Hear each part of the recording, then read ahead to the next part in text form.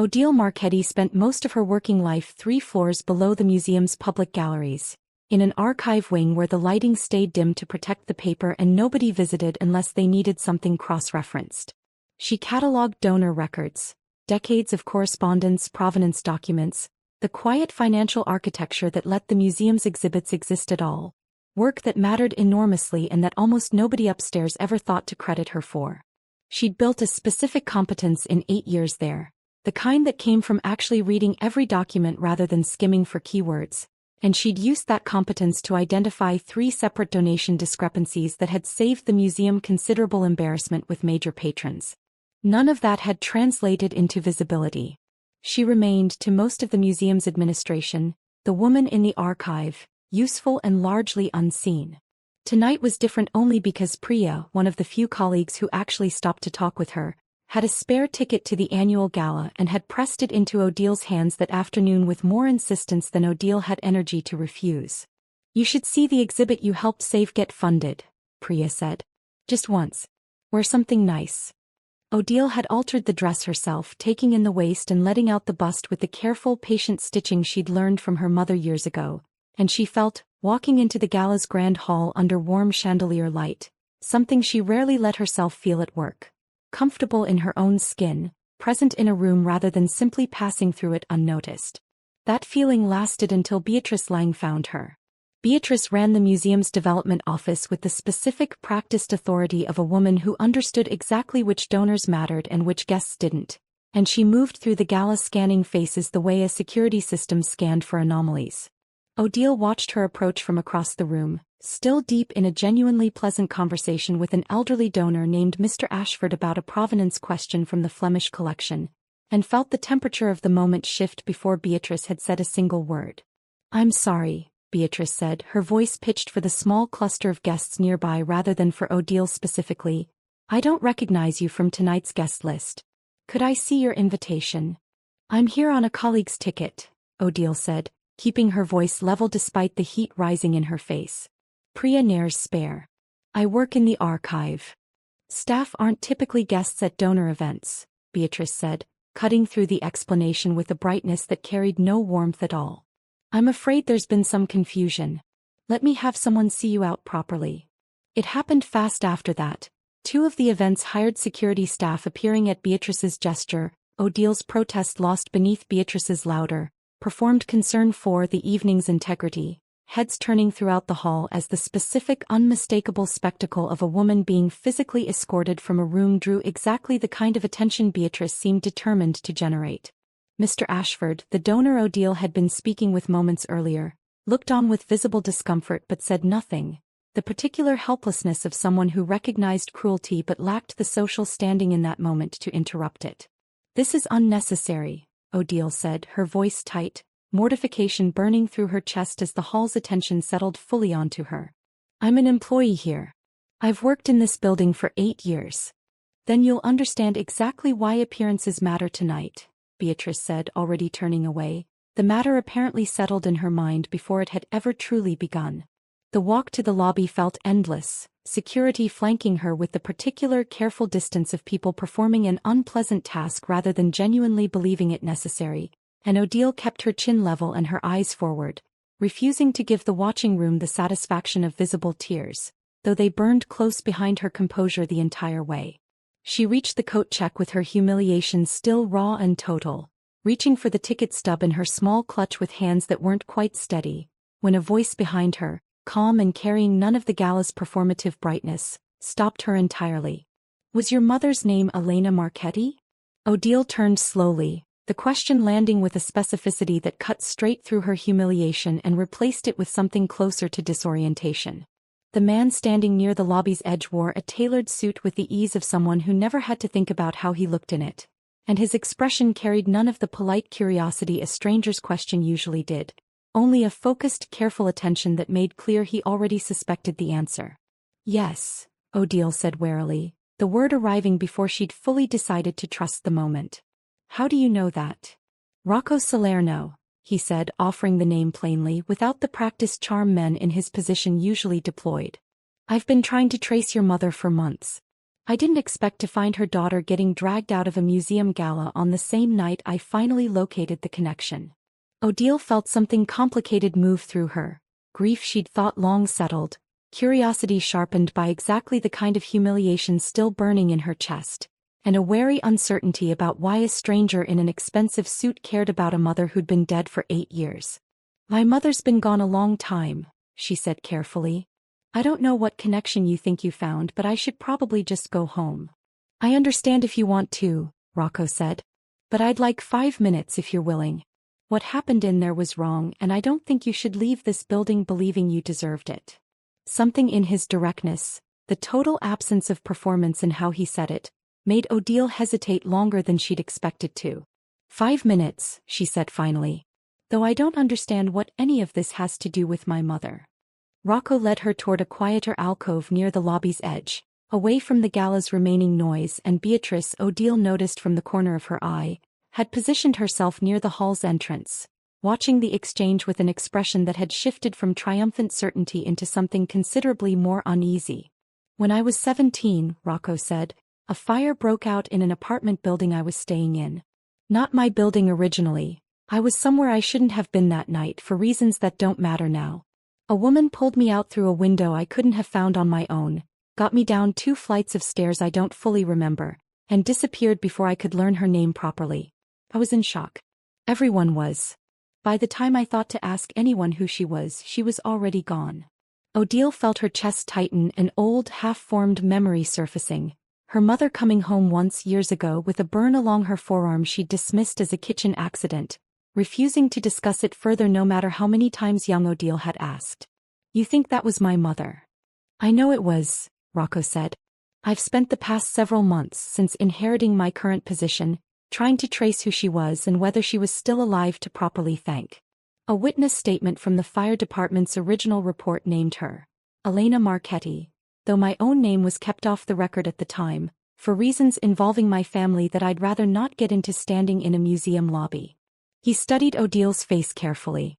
"You have her eyes. I didn't expect that to be the thing that convinced me, but it is." Odile felt the specific disorienting vertigo of hearing a stranger describe a piece of her mother's life she'd never known existed. The mysterious fragments Elena had occasionally let slip and then refused to elaborate on. A past that had always felt larger and stranger than the quiet, careful woman who'd raised Odile alone after Odile's father left.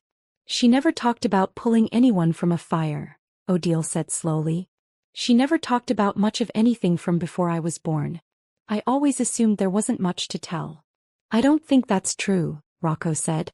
"I think there was considerably more to tell than she was ever willing to share, possibly for reasons that had nothing to do with you and everything to do with keeping you safe from whatever her life looked like before it became about raising you." He glanced back toward the hall where Beatrice remained watching, her earlier composure visibly fraying. "I'd like to help you understand more of it if you're willing. Not tonight necessarily. But I don't think this is a conversation that should simply end because a woman with a clipboard decided you didn't belong in that room." Their conversations built over the following weeks with a careful, deliberate rhythm that felt to Odile entirely unlike anything she'd experienced from anyone with Rocco's evident resources and standing. He didn't overwhelm her with grand gestures or performed interest.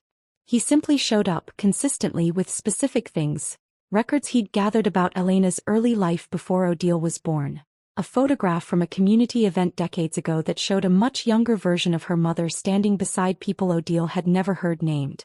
"She worked with a mutual aid network for almost 6 years, Rocco said, spreading a folder of documentation across the small table in the museum's staff cafe, where he'd taken to meeting Odile during her lunch breaks with a punctuality that had become its own kind of reassurance. "Before you were born. The fire I mentioned wasn't an isolated incident. There are at least 2 other documented rescues with her name attached, informal reports from people she helped who tried, unsuccessfully, to properly thank her afterward."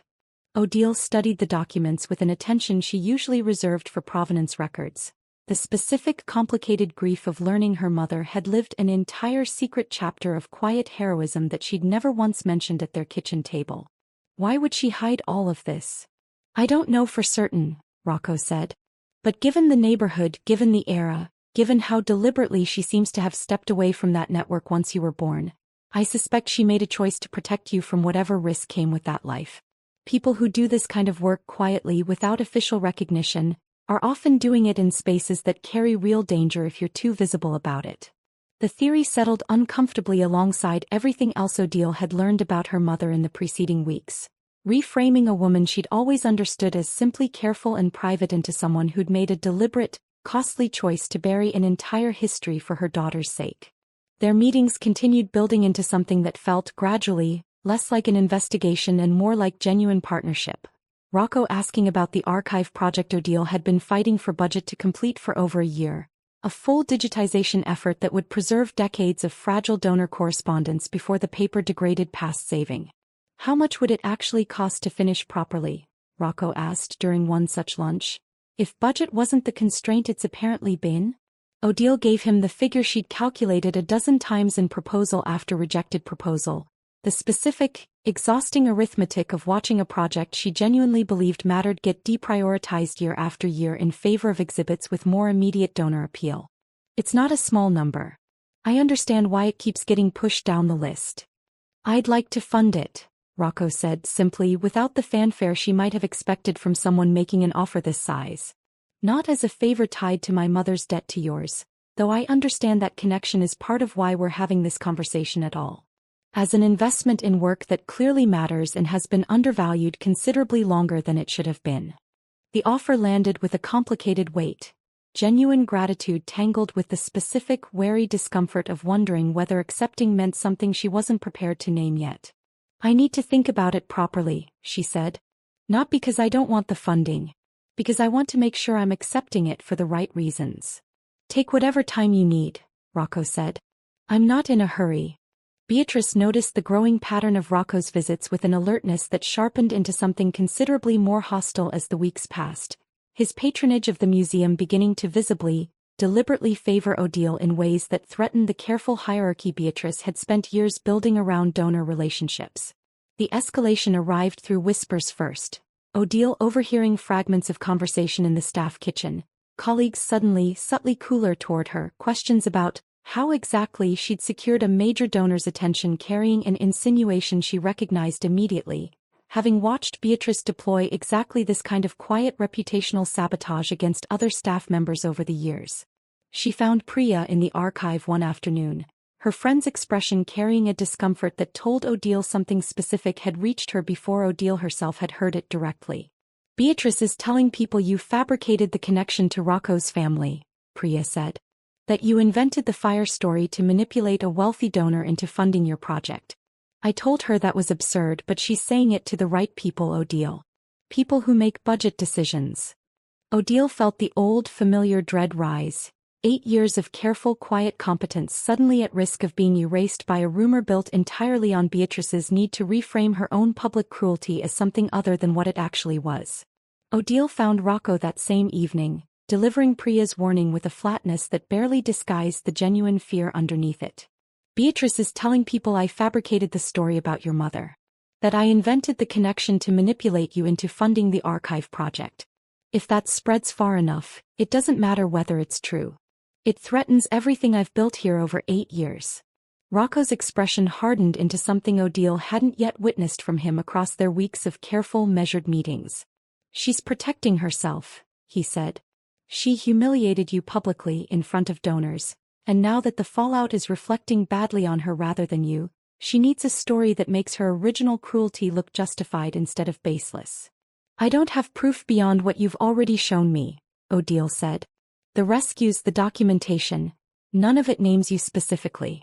If she pushes hard enough, it becomes my word against her version of events, and I've watched her win exactly that kind of argument before. Then we get proof that doesn't depend on anyone believing either of us, Rocco said, already reaching for his phone. The original fire department incident report. My name should be protected in the official record. My family had reasons at the time for keeping certain details private. But your mother's name, if the witness statement is accurate, should be documented exactly as I described it to you. That's not something Beatrice can spin into fabrication. It took 3 days to formally request and receive the archived incident report, and when it arrived, Rocco brought it to Odile in the same staff cafe where their partnership had built itself meeting by meeting, sliding the document across the table with the same careful precision he'd shown every previous piece of evidence. Odile read through it slowly, her pulse quickening as she reached the witness statement section. A firefighter's account, filed the same night as the incident, describing a woman matching Elena's exact description who'd re-entered a partially collapsed structure to pull out a teenage boy before emergency services could safely reach him, refusing medical attention for her own injuries and leaving the scene before anyone recorded her name properly, save for a neighbor who'd known her and provided it afterward for the official file. "This is her," Odile said quietly, the confirmation landing with a weight considerably heavier than she'd expected, grief and pride tangling together in a way that made her voice unsteady. "This is exactly how my family always described her when they'd let anything slip at all. Brave in a way she never once let herself take credit for." "It's undeniable," Rocco said. "Official, documented, filed the same night the fire happened years before you and I ever met. There's no version of events where Beatrice's fabrication story survives contact with this." Odile studied the document further, a new understanding settling over her slowly, the way pieces of a larger picture sometimes arranged themselves only once you had enough of them assembled. "This isn't just about protecting my reputation anymore, is it? This reframes the entire gala incident. Beatrice didn't remove me because I was actually an unwelcome guest. She removed me because I didn't look like I belonged in that room, and she used spectacle to make her own bias look like professional standards." "Yes," Rocco said, something quietly furious moving beneath his controlled voice.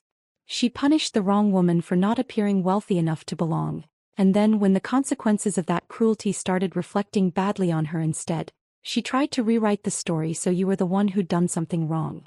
I don't intend to let that stand, Odile. Not for my own reasons connected to my mother's debt and not simply because I care about you now, though both of those things are true. Because it's not right and I have the resources to make sure it doesn't simply disappear the way it was designed to. If we use this," Odile said slowly, "there's no version where it stays contained to a quiet correction of Beatrice's rumor. It exposes exactly what happened at that gala, publicly, in front of the same people who watched me get dragged out without saying a word. Does that trouble you?" Odile thought about 8 years of careful, unacknowledged competence, about Mr. Ashford's helpless silence while she was escorted from a room she'd earned every right to stand in. "No," she said finally.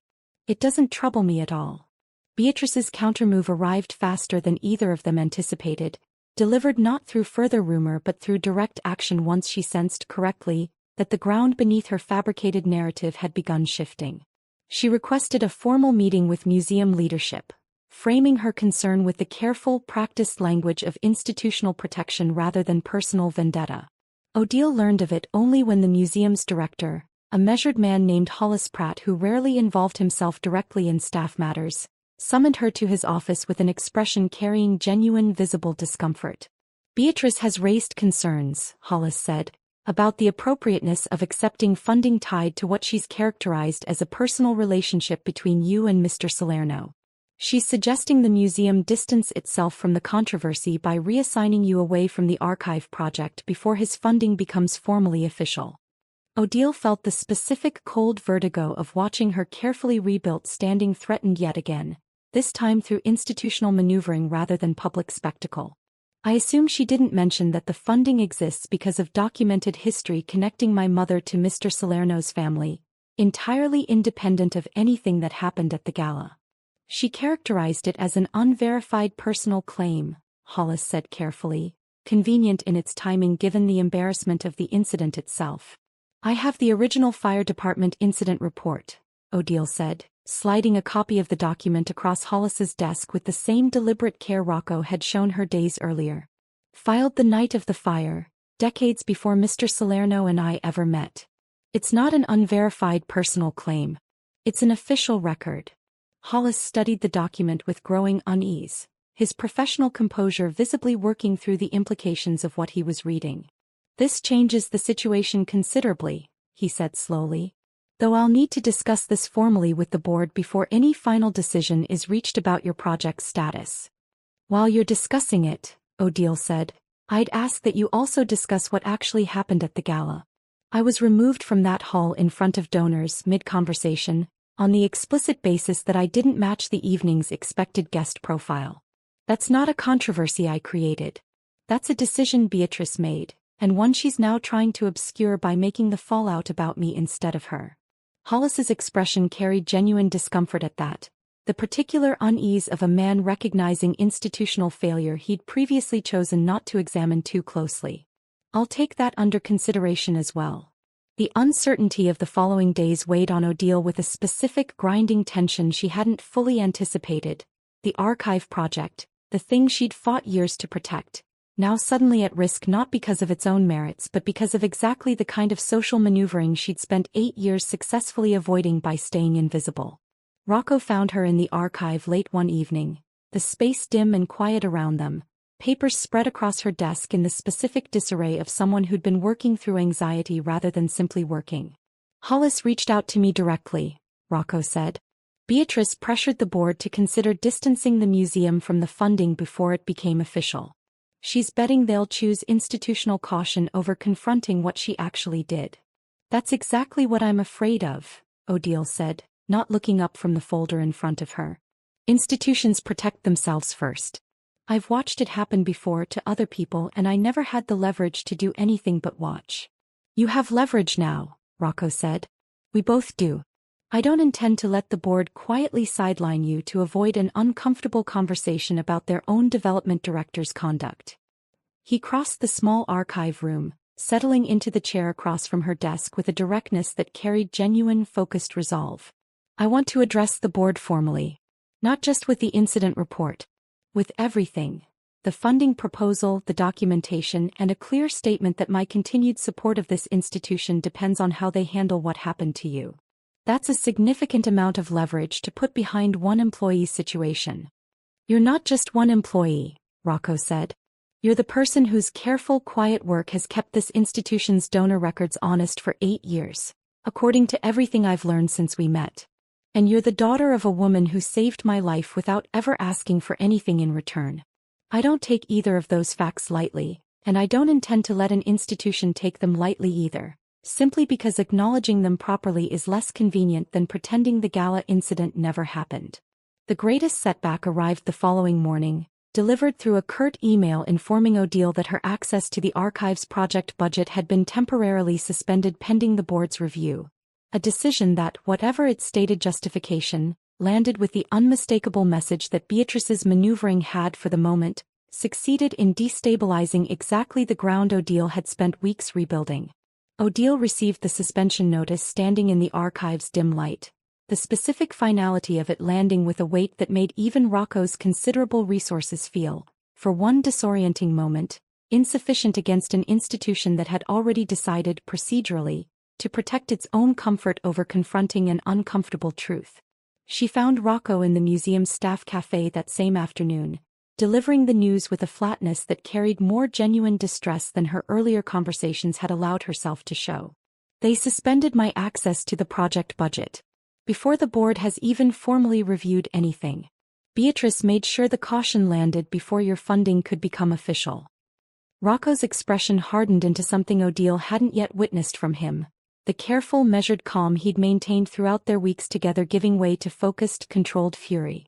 That doesn't matter for what happens next, he said. Your project's budget status has no bearing on whether the incident report is genuine, and it has no bearing on whether Beatrice humiliated you publicly on baseless grounds. If anything, this confirms exactly how desperate she's become to control the narrative before it fully escapes her. It matters to me, Odile said quietly, the admission carrying a vulnerability she rarely allowed herself. I've spent 8 years building something in that archive that actually matters. I don't know what happens to it or to me if the board decides Beatrice's version of caution is easier than confronting what she actually did. I'm not planning to let this get buried in institutional caution, Rocco said, something steadier and more personal entering his voice than the careful register he'd maintained throughout their investigation together. I told you before, I don't offer people support without genuine reason. You've spent 8 years doing meticulous, undervalued work in that archive, work my own review of your project proposal confirms is exactly as significant as you've claimed. That's exactly the kind of judgment this institution needs protecting, not quietly sidelining. Odile felt something loosen in her chest at that, the specific unfamiliar warmth of having her professional value named directly rather than assumed as invisible background labor. You're planning to address the board directly. Tomorrow, Rocco said. With the incident report, with the funding proposal, and with a clear statement that my continued relationship with this institution depends entirely on how they choose to handle what happened to you. I want you in that room when I do it. Not because you need rescuing. Because you deserve to watch this institution finally reckon with what it's been avoiding, rather than hearing about the outcome secondhand. Are you certain that's wise? Given everything Beatrice has already tried to insinuate about the nature of our connection. I'm certain it's honest, Rocco said. Whatever this becomes, professionally or otherwise, I'm not interested in managing it around Beatrice's fabricated narrative. I'd rather stand in that room and let the actual evidence speak plainly, with you present to confirm every detail she's tried to twist. Odile studied him for a long moment, recognizing in his directness the same quality that had first cut through her gala humiliation weeks earlier. A total absence of performance, the specific, steady honesty of someone who said exactly what he meant and expected the world to eventually catch up to it. Then I'll be there, she said. I've been ready to confirm every detail of this since the night you stopped me in that lobby. I just never had anyone willing to make sure the room actually had to listen. You have that now, Rocco said. Tomorrow we will finish this properly.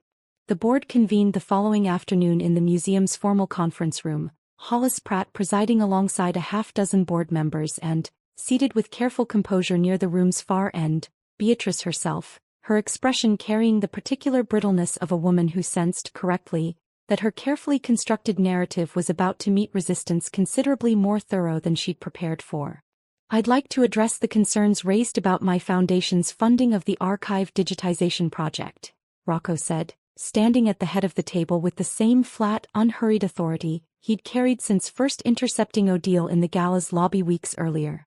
I understand there's been a suggestion that the connection between myself and Ms. Marchetti was fabricated for personal gain.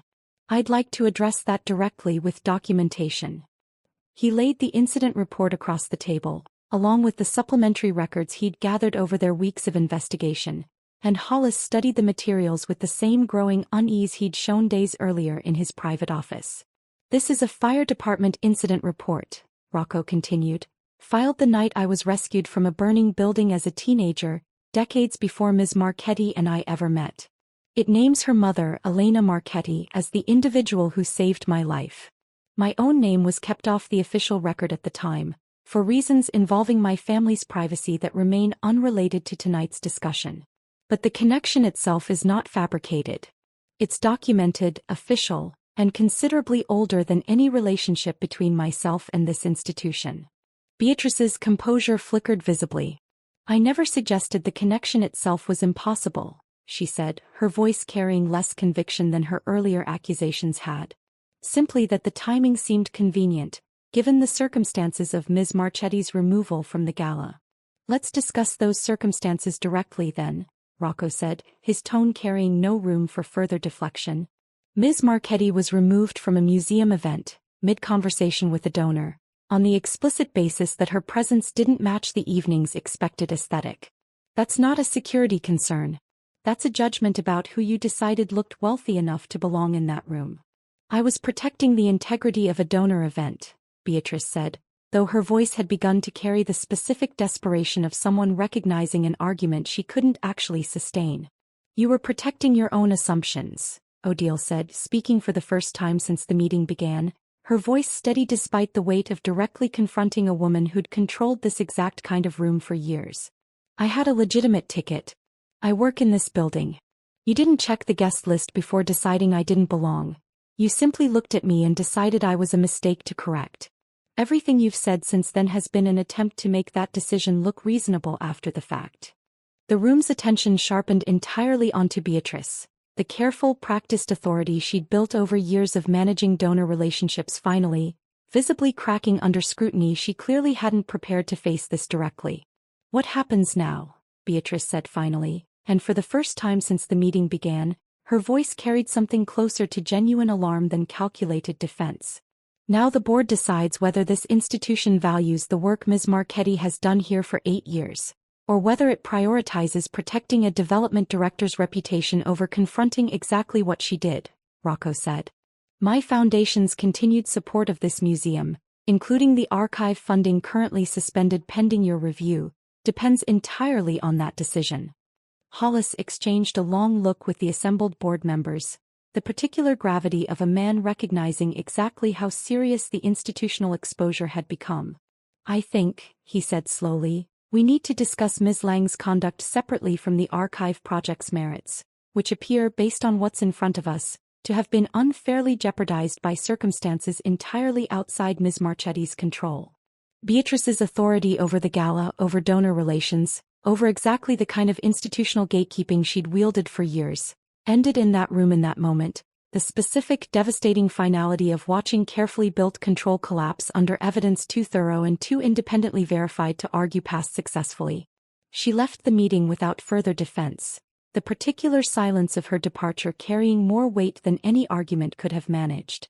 The external conflict, the gala humiliation, Beatrice's fabricated counternarrative, her institutional maneuvering to sideline Odile before the truth could surface formally, resolved itself the way conflicts were resolved when documented evidence finally outweighed carefully protected authority. What remained wasn't a question of vindication anymore. It was only the quieter, harder question of what came next, for a project finally secured, and for a woman who'd spent 8 years being underestimated by people who'd never once bothered to check whether her quiet, careful competence actually mattered. 1 year later, Odile stood in the same gala hall under the same warm chandelier light, though everything about her presence in that room had changed completely since the night security had walked her out of it. The archive digitization project stood nearly complete, funded fully and permanently through Rocco's foundation, decades of fragile donor correspondence preserved before the paper could degrade past saving. Odile's name now appeared on the exhibit credits upstairs, a small but permanent acknowledgement of work that had gone unrecognized for 8 years before a stranger had stopped her in a lobby and refused to let her disappear quietly. She wore a new dress this time, not altered from something borrowed but chosen and fitted specifically for her, and she stood near the hall's center rather than its edges, greeting donors by name with the confidence of someone who'd finally, fully earned her place in the room rather than simply being tolerated within it. Rocco found her near the archive exhibit's new display case, watching her explain a piece of provenance history to a cluster of genuinely interested donors with the same careful precision she brought to everything. "You're good at this," he said once the small crowd had dispersed, something warm entering his voice at having watched her hold the room's attention so completely. "I've always been good at this," Odile said, meeting his eyes with an ease that had built gradually over the past year of their partnership, deepening into something neither of them had bothered naming formally, though both understood exactly what it had become. "I simply never had anyone insist the room actually pay attention before." "Beatrice's replacement asked about you today," Rocco said. "Wanted to know if you'd be willing to consult on next year's gala guest experience, given everything that happened." Something flickered across Odile's expression, complicated satisfaction beneath old, healing hurt. "I think I'd like that," she said. "Not for revenge. Just because I understand better than most people in this institution exactly what it feels like to be the person deciding who belongs in a room like this." "I keep thinking about that night," Rocco said. "How close I came to simply watching from across the hall and doing nothing the way everyone else did. If I hadn't recognized your mother's name on that guest list, you'd still have been exactly who you are," Odile said. "Someone who noticed. I think that's rarer than people assume in rooms like this one. Most people see something wrong and decide it's simpler not to look too closely." "I couldn't not look," Rocco said. "Not once I understood what I was actually seeing." He studied her for a long moment, something steadier and more open in his expression than the careful, deliberate honesty he'd extended since their very first conversation. "I don't think I ever properly said this, in all our months of investigation and evidence and confrontation. Thank you for trusting a stranger's question in a lobby, when you had every reason that night to simply want to go home and never think about any of us again." Odile looked around the hall, the exhibit bearing her name, the donors who now greeted her as a colleague rather than an intrusion, a room that had once dragged her out in humiliation now standing as proof of exactly how wrong that judgment had been. She thought about the version of that night where Rocco had simply been another guest who noticed nothing, where Beatrice's cruelty had gone entirely unchallenged the way it always had before, where her mother's quiet, unclaimed heroism might have stayed buried forever alongside Odile's own unrecognized competence. That version had been the only one she'd ever expected, right up until someone had finally, deliberately, crossed a lobby and asked the one question that changed everything. "My mother never told me she saved anyone," Odile said quietly. "I used to think that meant there wasn't much to her past worth telling. Now I think she simply understood something I'm only now learning myself. That the people worth trusting are the ones who notice quietly and act on it anyway without needing anyone to see them do it." "She sounds like she raised someone very similar to herself," Rocco said. Odile smiled, something settled and certain in it now that hadn't existed in her a year earlier. "I'm still learning how to believe that," she said. "But I'm considerably closer than I used to be. If you were dragged out of a room for not looking like you belonged there, would you have believed the way Odile finally learned to, that the room was wrong and not you? Thank you for reading. If Odile's story stays with you, there are more waiting.